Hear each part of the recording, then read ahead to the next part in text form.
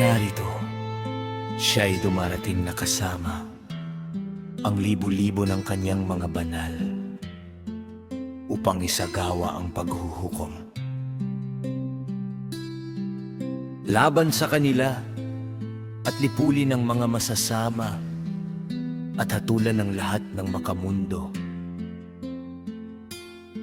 Dahil sa bawat bagay na ginawa at isinagawa ng mga makasalanan at masasamang loob laban sa Kanya.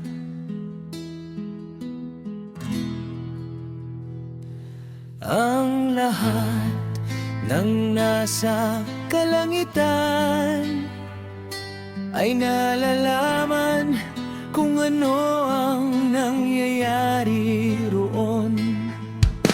Alam nila na ang mga tanglaw sa langit ay hindi nagbabago ng kanilang landas,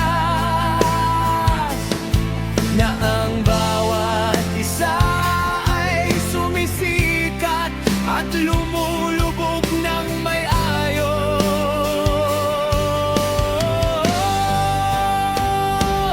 Bawat isa sa kanyang takdang panahon, nang hindi lumalabag sa mga utos na kanilang tinanggap.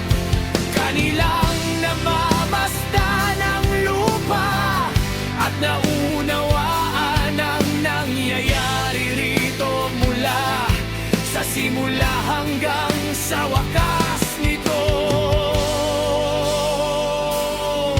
Nakikita nila na ang bawat gawa ng alahayag ay hindi nagbabago sa panahon ng paglitaw nito.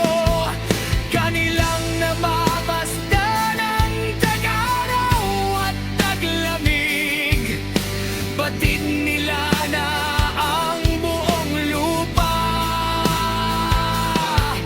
ay puspos ng tubig, at ang ulap ang hamog, at ang ulan ay nagbibigay buhay dito.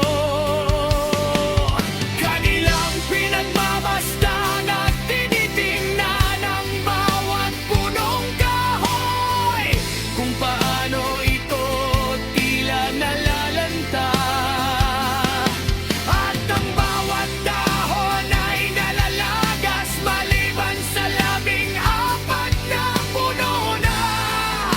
Hindi nalalagas ang mga dahon na naghihintay mula sa pagtanda hanggang sa paglitaw ng bagong dahon. Sa loob ng 2 o 3 taglamig, muli ay kanilang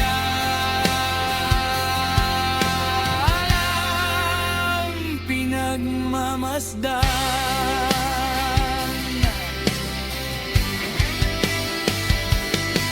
Ang panahon ng tag-araw,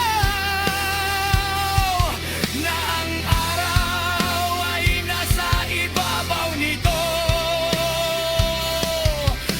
Sa simula pa lamang, habang ikaw ay naghahanap ng isang natatakpan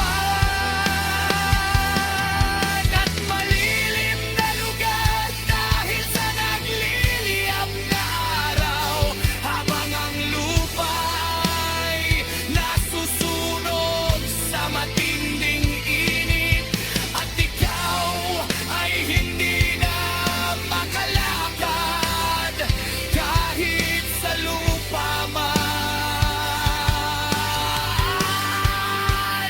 o sa mga bato.